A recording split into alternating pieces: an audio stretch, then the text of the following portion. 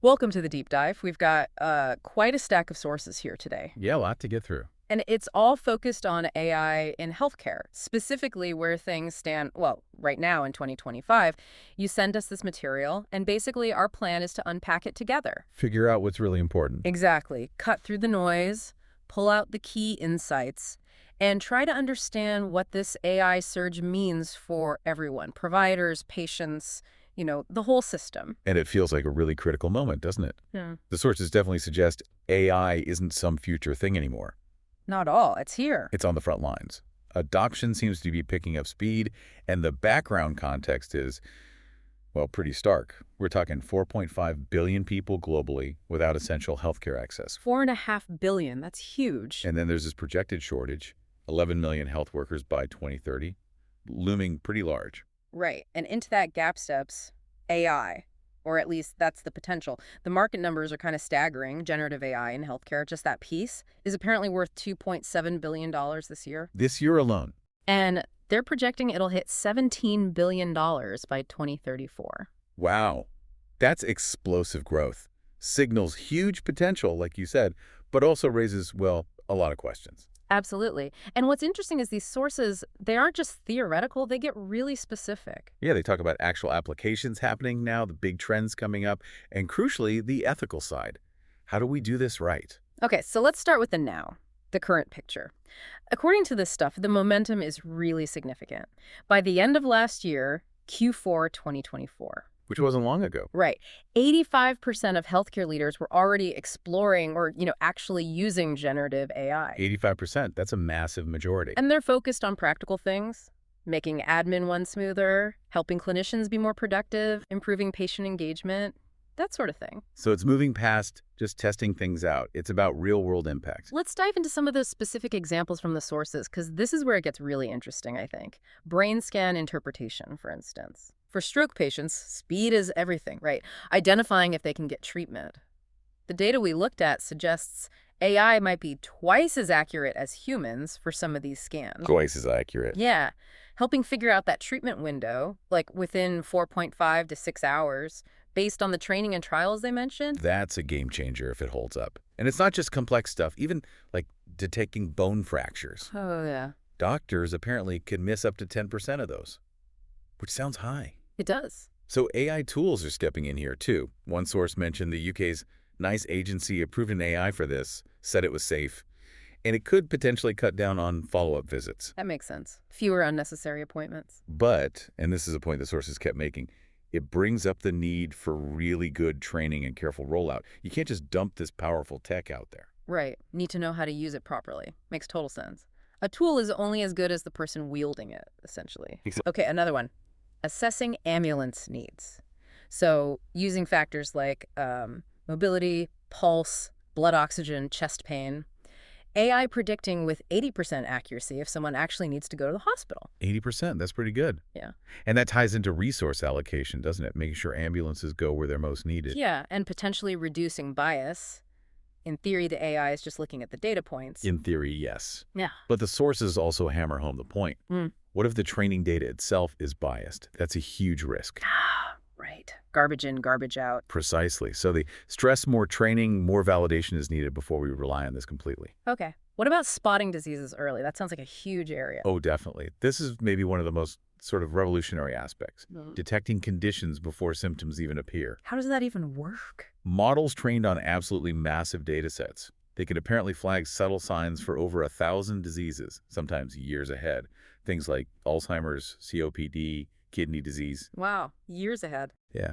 One example really stood out. An AI trained on like over 1,100 MRI scans. It found 64% of epilepsy brain lesions that radiologists had actually missed. 64% of missed lesions. That's incredible. That's not just helping. That's potentially changing diagnoses for people. Exactly. It's a fundamental shift, at least in those specific tricky cases. Okay. Shifting gears a bit. Communication, workload, chatbots. Yeah, clinical chatbots. Saw mention of one called Chat RWDD.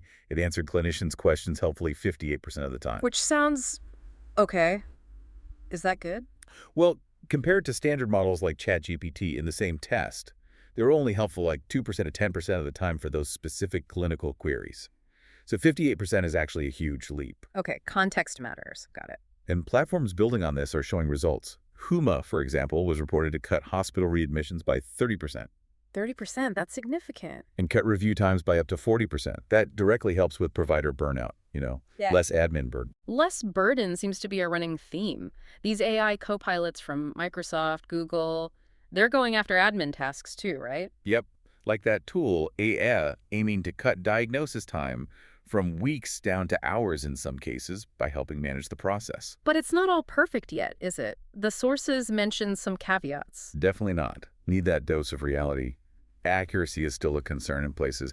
They talked about transcription errors, hallucinations sometimes with tools like OpenAI's Whisper. Hallucinations, like the AI just makes stuff up. Sort of, yeah. Inserts words or phrases that weren't actually said. Yeah. So it's not magic. Vigilance, validation, absolutely essential. So bringing this back to the listener, to you listening now, whether you're getting care or giving it, this isn't abstract. It could mean faster diagnosis, maybe more accurate. Less chance of something being missed. Smoother admin, hopefully. And maybe, just maybe, your doctor gets a bit more time to actually talk with you, not just at their screen. And if this is what's happening now, Mm-hmm. the sources suggest it's really just the start. Right. The tip of the iceberg, as they say. The material points to some big trends expected to grow through 2025. Innovaxer identified 5 key ones. Okay, number 1, automated clinical documentation keeps accelerating. Speech-to-text tools doing more than just typing, How so? helping doctors claw back time.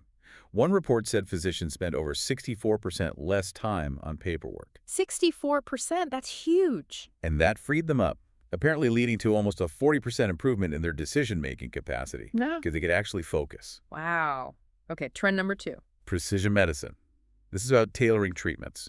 AI looks at everything: symptoms, history, even genetics. All that complex data. Right, to create personalized plans. The sources suggest this leads to much better diagnostic accuracy, over 41% better. 41%. And treatment effectiveness improving year over year, around 37.5%, getting better at matching the right treatment to the right person. Makes sense. Third trend. Building trust in intelligent clinical support.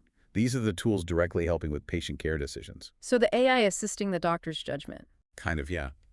And physicians seem keen. Over 81% were enthusiastic, according to one source. They're seeing benefits, like 38% improvement in related admin tasks, Okay. and almost a 30% drop in time spent on just routine work. Getting rid of the repetitive stuff frees up brain power for the complex stuff. Okay, fourth trend. Smart administrative systems. Think AI chatbots for scheduling appointments, or AI helping staff prep for surgeries, making things run smoother behind the scenes. And the impact. Medical records processing becomes nearly 50% more efficient. Doctors get 47% more time with patients, 47% more FaceTime. which apparently leads to patient satisfaction jumping up by 80%. That's a massive jump. People feel heard. Seems like it. And the fifth trend, kind of underpinning all of this. Let me guess. Data. Security. Exactly. Data security meeting scalability. Handling all this sensitive health data means IBA compliance, strong encryption, 204/7 security. It's non-negotiable. Has to be rock solid. It's the foundation needed to scale this safely. Okay, so looking at these 5 trends together, it feels like AI is moving beyond just speed and efficiency. It's pushing into personalization and maybe, just maybe, trying to give time back to the humans in the loop. Yeah, focusing on the human experience. Mhm. But it's not simple. Getting there involves navigating some pretty tricky ethical territory. Right. And the sources definitely didn't shy away from that. We heard from healthcare leaders really grappling with this. Like Dr. Caroline Carney, she made a key point. Clinicians have to be involved in designing and validating these tools from the start. To make sure they actually work reliably in the real world. Exactly. And transparency patients need to know if they're talking to an AI. Plus, thinking globally, like with mental health solutions, you need to consider different needs, different contexts. Makes sense. Elliot Green also stressed validation. Yeah, and he really zeroed in on the bias issue. Biased training data leading to unfair or wrong outcomes. It's a recurring worry in all these sources. And he called for clearer regulations. Yep. Clear rules from government to build trust and transparency. People need to feel confident in these systems. Matt Ryan echoed that too, didn't he? Prioritizing privacy, building trust in the AI models themselves. And he connected it back to that huge global need, the 4.5 billion without access. His point was, we need diverse healthcare data. We need collaboration to get it. So the AI solutions we build actually work for everyone, not just people in places with lots of data already. Exactly. To drive equitable solutions, it's a huge challenge. The sources also mention just the practical hurdles, right? Compliance, governance. Oh, yeah. Setting up structures to manage this. Yeah. Preventing bias and errors, using things like NLP, natural language processing, Helping computers understand language. and ML, machine learning. Yeah. But it's an ongoing fight. Plus, keeping up with changing regulations like Medicare, Medicaid rules. It's complex. And interestingly, they even floated the idea of using tech for clinical training itself. Right. To maybe help with those staffing shortfalls we talked about earlier, it's like AI is part of the problem, needing careful integration, and potentially part of the solution, training. So navigating all this, it requires really careful management, governance, Yeah. to make sure it's fair, transparent, trustworthy, and benefits everyone equitably. That's the goal anyway. So where next? Assuming we navigate these challenges, where do the sources see AI expanding? Well, reports like McKinsey's suggest a big push into more direct patient engagement.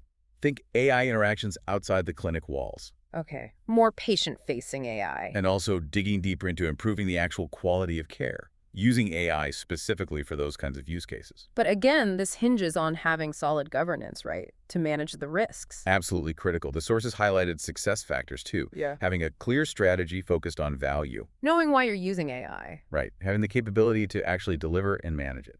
Strong organizational support. And partnerships are key, Partnerships. For what?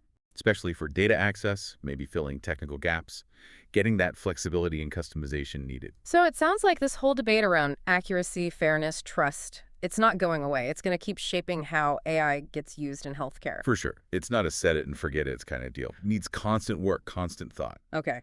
So we've covered a lot of ground here, this deep dive into the sources. We've seen the adoption happening now, the really specific ways AI is making an impact. Both good and, areas needing caution. Right.